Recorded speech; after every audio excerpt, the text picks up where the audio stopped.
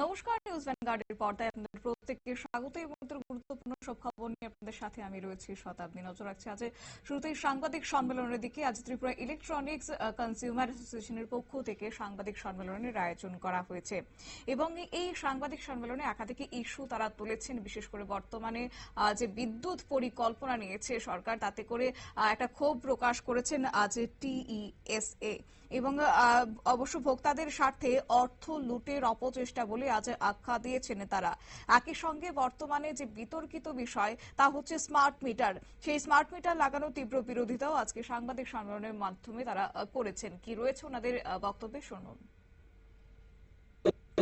ভুল বুঝিয়ে, ভয় দেখিয়ে মালিকের অনুপস্থিতিতে স্মার্ট মিটার লাগিয়ে দিচ্ছে।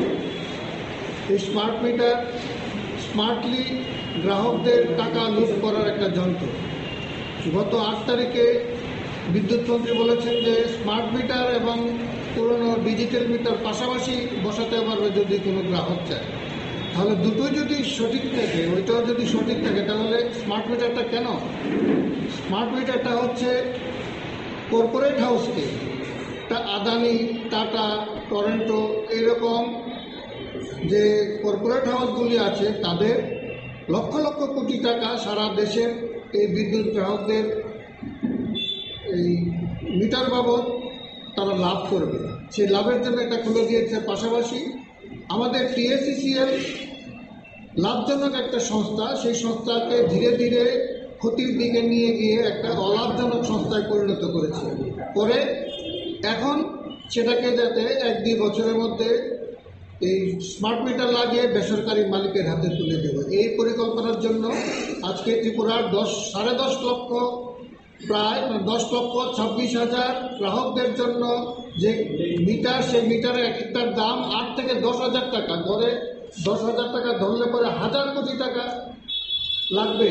সেই টাকাটা এখন গ্রাহকদের দিতে হচ্ছে না, কিন্তু এই টাকাটা বকলমে আমাদের কাছ থেকেই সমস্ত টাকা আদায় করবে। ফলে আমরা তার বিরোধিতা করছি। পাশাপাশি এই যে পাওয়ার পারচেজ অ্যাডজাস্টমেন্টের নামে প্রায় 11% বিদ্যুতের দাম বাড়িয়েছে। তার পাশাপাশি এই মাসের বিদ্যুতের মধ্যে ফুয়েল চার্জ থেকে শুরু করে বিভিন্ন ধরনের চার্জ ঢুকিয়ে, সান্ডি চার্জ, ডিউটি চার্জ, এর নামে আরও বাড়তি টাকা আদায় করছে। ফলে গ্রাহকদের কাছে একটা যেন টাকা লুট করার একটা সুযোগ পেয়েছে। আমরা তার বিরোধিতা করছি, আবেদন করছি সমস্ত গ্রাহকরা আপনারা এলাকায় এলাকায় ঐক্যবদ্ধ হয়ে আপনারা আন্দোলন গড়ে তুলুন। আমাদের কাছে যারা বিদ্যুতের স্মার্ট মিটার লাগাতে চান না, আমাদের কাছে অ্যাপ্লিকেশন ফর্ম আছে, আপনারা নিয়ে নেবেন, সংগ্রহ করবেন আমাদের সঙ্গে যোগাযোগ করে। আর যাদের লাগিয়ে ফেলেছে তারাও যাতে এই মিটারটা খুলে নেওয়ার যে আবেদন, সেই আবেদনটাও আমাদের কাছে আছে এবং সেটাতে আইনের ধারা অনুসারেই আমরা এটা করেছি। আইন অনুসারে ইচ্ছার বিরুদ্ধে টিএসসিসিএল কোনো মতেই স্মার্ট মিটার লাগাতে পারবে না এবং পারে না। এটা একটা স্কিমের মাধ্যমে কেন্দ্রীয় সরকার ঘোষণা করেছে, সেটা আইন নয়। ফলে এটা আইন বিরোধী কাজ নয়।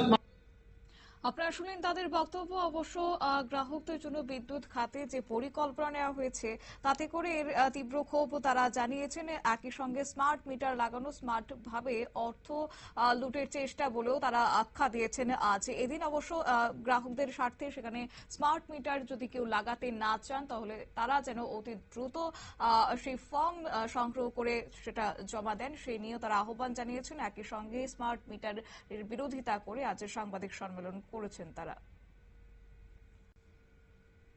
নিয়ে নিচ্ছি ছোট্ট একটি বিজ্ঞাপন বিরতি, সঙ্গে থাকুন।